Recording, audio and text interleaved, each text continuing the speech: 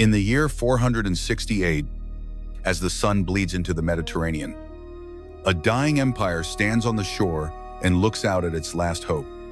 Before Rome lies a forest of masts, over 1,100 ships built from its final golden strength, all aimed at a single prize, Carthage. The harbors of the east have been emptied and the treasury scraped so that this armada alone can decide whether the Western Empire rises again or never rises at all. Somewhere beyond that glowing horizon, the dice are already in the air. Once, Rome's world stretched from misty Atlantic shores to the deserts of Africa. Now, in the late 5th century, it looks like a battlefield after the armies have gone. Across Gaul, Spain, and Britain, barbarian kings sit in marble halls they did not build, ruling over lands that still remember Latin prayers and Roman law, even as milestones sink into weeds. Great roads crack and vanish beneath grass. Aqueducts dry into broken arches over empty valleys. And along the frontiers, forts that once bristled with legionary shields stand hollow, their gates swinging in the wind. The West is no longer an empire of stone and legions, but a patchwork of memories scattered across a continent. At the center of this ruin, the Western Roman Empire clings to life along the Italian peninsula and a few ragged scraps of territory beyond the sea. In Ravenna, emperors still wear purple, sign decrees, and stamp their faces on coins. But their power stops at the palace wall, where real decisions belong to generals, warlords, and foreign mercenaries. Armies are small, often unpaid, and as likely to auction their swords to the highest bidder as to defend the frontiers they no longer truly believe in. On maps in dusty offices, Rome still owns half the world. On the ground, it owns only what its last soldiers can touch. Over this broken stage presides Ricimer, the kingmaker, a man who never wears the crown, yet chooses who will.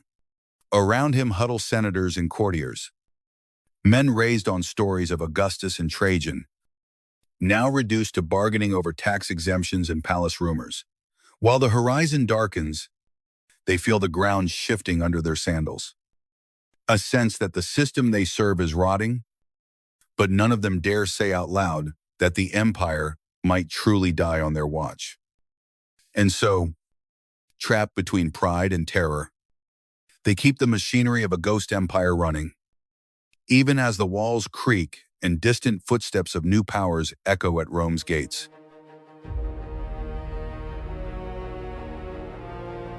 Decades before the Armada gathers, another story begins on the shores of Africa, with a scarred king named Gaiseric watching Roman weakness like a wolf scenting blood.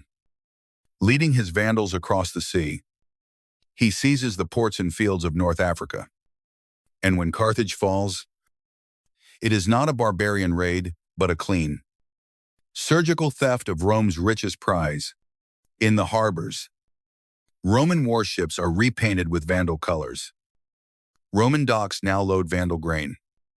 And the city that once fed the empire's power now beats as the heart of an enemy kingdom pointed straight back at Italy. To understand the terror this inspires, you have to understand what Africa means to Rome. These provinces are the lung and stomach of the empire, breathing grain into its cities and pouring taxes and gold into its coffers so legions can march. Walls can be garrisoned, and emperors can pay their debts to mercenaries and gods. When Africa is lost, the East feels its purse tighten and the West feels its ribs crack, because every ship that sails north now sails under the wrong flag.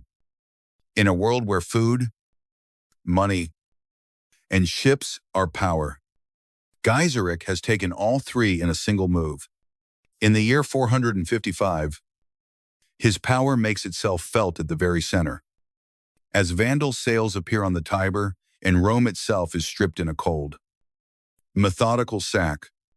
After that, the Mediterranean becomes Gaiseric's hunting ground. Lean Vandal squadrons swoop on islands, burn coastal towns, and intercept grain fleets. while Roman merchants scan the horizon with dread. By the 460s, every statesman and shipowner in the empire knows the brutal truth. They will never truly breathe easy again while the Vandals hold Africa. Because that kingdom is the knife at Rome's throat. In Constantinople, far from the ruined villas of the West, Emperor Leo I studies a map of the Mediterranean and sees not glory, but instability. The Vandals in Carthage are not just an insult to Roman pride, they are a knife hovering over trade routes, grain supplies, and the eastern heartlands he is sworn to protect. So his solution is cold and calculated. He will save the West by retaking North Africa. Not as an act of charity, but as a way to lock down the sea and remove a rival power from Rome's old backyard. If the West survives in the process, so much the better. To make that happen, he needs a partner, or at least a pawn. On the other side of the Adriatic, through months of envoys, promises, and veiled threats, East and West hammer out a bargain that looks like unity and smells like desperation. Leo sends Anthemius, an Eastern aristocrat with a respectable pedigree, to wear the Western purple, marry into local elites, and serve as the political face of a joint crusade against the Vandals. In Ravenna and Constantinople alike, speeches speak of Roman brotherhood, but in private, everyone is counting costs and watching the clock. For the sword arm of this grand design, Leo chooses Basiliscus. His brother-in-law, a man with a solid military reputation, a famous name, and a hungry sense of his own destiny. Courtiers whisper that he sees this African campaign not just as a service to the empire, but as the stage on which he will carve his legend, and perhaps his path to even higher power. Around him, shipbuilders, tax collectors, and generals begin to move, all feeding strength into his hands for one colossal strike at Carthage.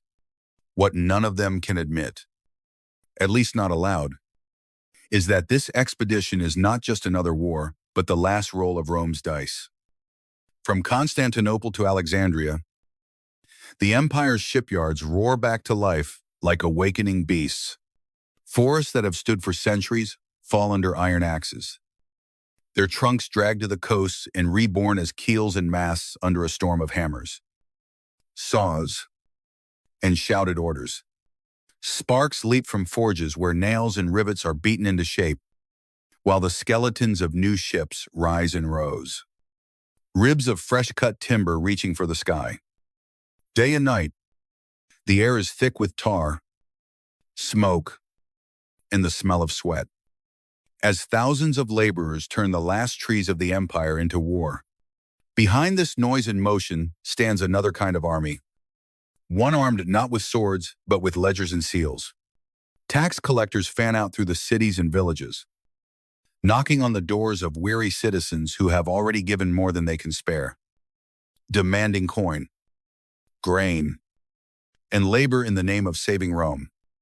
Temples are quietly stripped of their gold and silver, borrowed to fund hulls and oars, while wealthy families find their generosity strongly encouraged by imperial decree. Every plank laid on a ship's frame, every sail woven in a crowded workshop, represents a sacrifice measured in empty purses, bare cupboards, and silent resentment. Slowly, the harbors of the eastern Mediterranean begin to choke with hulls and canvas.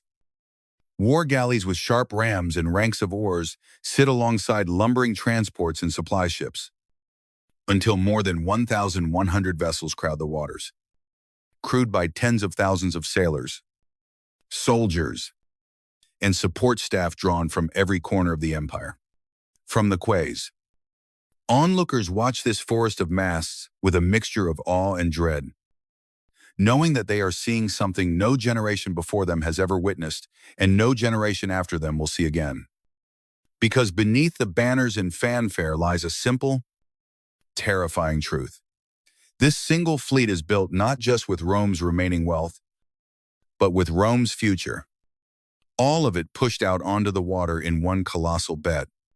On the map in Leo's war room, the plan looks simple and perfect. 3 spears aimed at the same heart. The main eastern fleet, under Basiliscus, will drive straight for the North African coast. The largest concentration of ships and men Rome has ever assembled.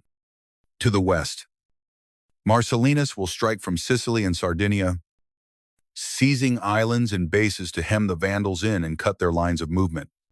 At the same time, Western forces from Italy will move south to join the pressure, so that from sea and shore alike, Carthage will feel the weight of the empire closing in.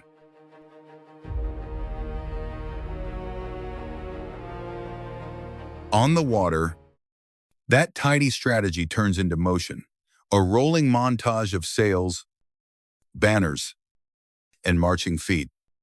Around Sicily, horizons grow thick with Roman canvas as troopships and escorts slide through straits once haunted by Vandal raiders. Now suddenly driven back, Sardinian forts that once flew the Vandal banner see Roman standards climbing their poles again, while Marcellinus's veterans secure harbors and send back word of clean, solid victories. Along the ruined roads of Italy, Western soldiers tramp toward embarkation points, boots thudding over cracked stones laid in the days of the Republic, as if the ghosts of old legions are watching them march. For a brief moment, it feels as if the past itself is stirring, as though the old Rome has woken up for one last campaign. Vandal garrisons are surprised, their outposts overrun, their ships forced to give way before the sudden, coordinated push of Roman power from 3 directions at once.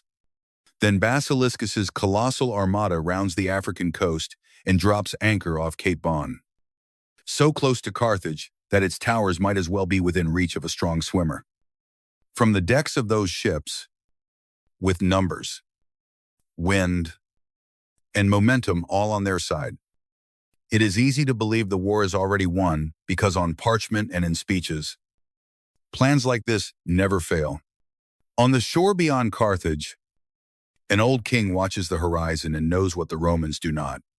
Gaiseric has spent a lifetime surviving Roman politics, civil wars, and betrayals, and he understands that steel alone will not stop an armada that fills the sea. He studies the wall of enemy masts off Cape Bon and sees a truth his younger captains hate to admit in a straight fight. His fleet will be ground to splinters. So he reaches for a different weapon, parchment, and honeyed words, and sends envoys across the waves with an offer of truce and negotiation. They come aboard Basiliscus' flagship, cloaked in courtesy, speaking of peace, ransom, and stability for a weary Mediterranean, if only the Romans will pause and talk. In the lamplit command tent, voices clash over their proposals. Some generals slam fists on the table, demanding an immediate strike while the Vandals are cornered. Others murmur that a bloodless victory would be worth a short delay. At the head of the table sits Basiliscus, weighing glory in his mind's eye, not the harsh, risky fame of a hard-fought battle, but the smooth, shining legacy of the man who ended the Vandal threat with signatures instead of swords. The more he imagines statues and praise songs, the more attractive waiting a few days begins to sound. Outside those canvas walls, the truce stretches into a slow, dangerous countdown. Roman ships remain at anchor, their oars shipped. While at night, men on watch hear distant hammering from the Vandal side and see odd shapes moving against the shoreline in flickers of torchlight.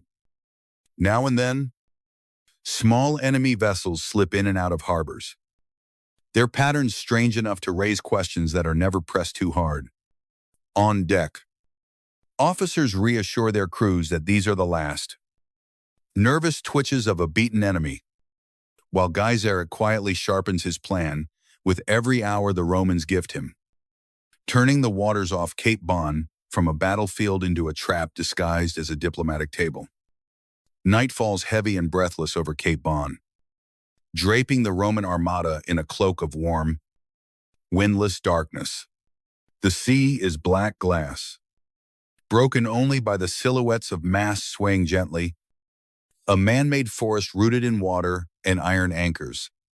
On deck, sailors dice and gossip. Armor is loosened, and exhausted soldiers doze against coils of rope, lulled by the creak of timbers and the soft slap of waves against hulls. For a few drowsy hours, it feels as if war itself has paused to rest.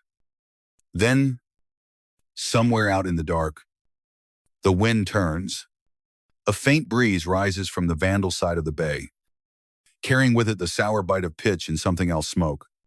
Lookouts blink, peer into the night, and make out shapes on the water. Small, lumbering hulls drifting toward the anchored fleet, their outlines haloed in a growing orange glow. Shouts of warning ring out, first scattered, then panicked. But the fire ships are already close. Sails bloated with the new wind, their decks piled high with timber, oil, resin, and sulfur, burning like floating furnaces. The first impact is like a drumbeat, a blazing hulk slamming into a Roman war galley and spilling flaming oil across its deck. Anchor ropes snarl as crews hack at them in a frenzy. Ships swing wildly, and in the crush of masts and hulls, vessels collide, grinding together while fire licks from one to the next. Rigging erupts into sheets of flame. Sails become blazing banners, and men running for buckets or axes are caught in sudden curtains of burning pitch, turning into screaming, stumbling torches. Behind the drifting inferno, Vandal galleys surge forward, oars biting deep, their crews cutting down men in the water and latching grappling hooks onto half-broken Roman ships to tow away the few that have not already become pyres.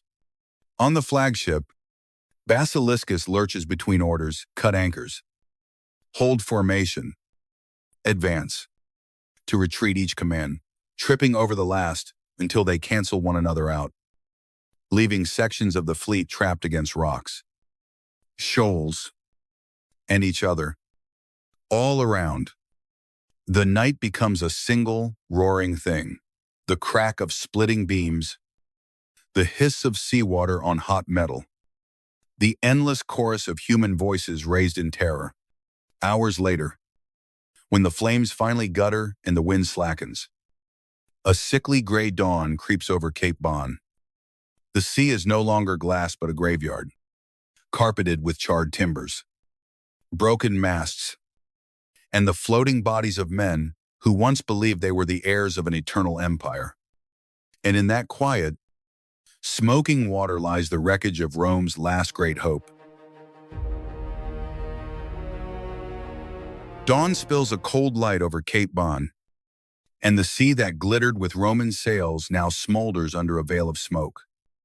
Between drifting islands of ash, survivors cling to blackened planks and overturned hulls, their armor scorched, their faces gray with salt and soot, calling out to comrades who will never answer. Here and there, shattered ships list like broken ribs, masts snapped and charred, while oil-slick water carries bodies gently toward a shore they never reached. The greatest armada Rome ever built lies reduced to flotsam in the space of a few hours. Away from that floating graveyard, and a diminished column of ships limps northward, Basiliscus at its head with far fewer banners, snapping in the wind than sailed south. The vessels that remain are crowded with wounded men and stunned survivors, staring back at the fading smoke on the horizon as if trying to understand how an empire's pride could burn so quickly. No one aboard speaks of victory. Survival feels less like escape and more like a sentence, a duty to carry terrible news home. On those creaking decks, shame weighs as heavily as grief. Yet even without ledgers or casualty rolls, everyone who lived through that night grasps the scale of what has been lost. It is not just ships and soldiers scattered across the seabed, but the years of labor, coin, and hope that built them. all consumed in a single blaze. The water off Cape Bon is quiet now, but in that silence hangs the knowledge that Rome has not merely suffered a defeat, it has seen its last reserve of strength and future burned to ash. In Constantinople, the news arrives not as a shouted alarm, but as a whisper that freezes every room. It enters the great armada is gone. Courtiers who once practiced speeches of victory now stand in strained silence beside columns and golden doors, watching Leo's face as he reads reports of burned hulls and drowned veterans. The invincible fleet that had emptied treasuries and stripped temples has vanished into smoke and salt water, leaving behind only debts and questions no one wants to ask aloud. Basiliscus, who sailed out as the empire's chosen hammer, returns as its embarrassment. His name passed between senators and generals with a curl of the lip. He is pushed to the margins, exiled from the center of power, while Leo and his advisors scramble to explain to bishops, aristocrats, and taxpayers how so much coin and faith could be fed to the sea for nothing. In Ravenna, Western leaders look south toward Africa and understand with a sinking clarity that the last serious chance to retake Carthage has slipped away. There is no money to rebuild such a fleet, no surplus of men to crew, another armada, no second treasury hidden behind the first. The Vandals remain in Africa, their prestige burnished by having shattered Rome's greatest blow. Their ships still ruling the Middle Sea, shipyards fall silent, ledgers fill with red ink, and the empire learns that some defeats cannot be repaired with time or rhetoric. Cape Bon becomes the moment historians will point to when they say that Rome spent its last gold and its last hope in a single night. In the years after Cape Bon, Western emperors flare and vanish like sparks from a dying fire, while barbarian kings tighten their grip on lands that once answered to Rome. Across Gaul, Spain, and Italy, new courts rise in old Roman halls, and in Carthage, the Vandal kingdom endures. Still watching the sea it has claimed, later school books will point to the year 476 as the moment Rome fell. But empires rarely die in a single date. They die in choices and nights like Cape Bon, when a desperate empire sends its last strength into the dark, and fire and wind decide its fate far from any wall.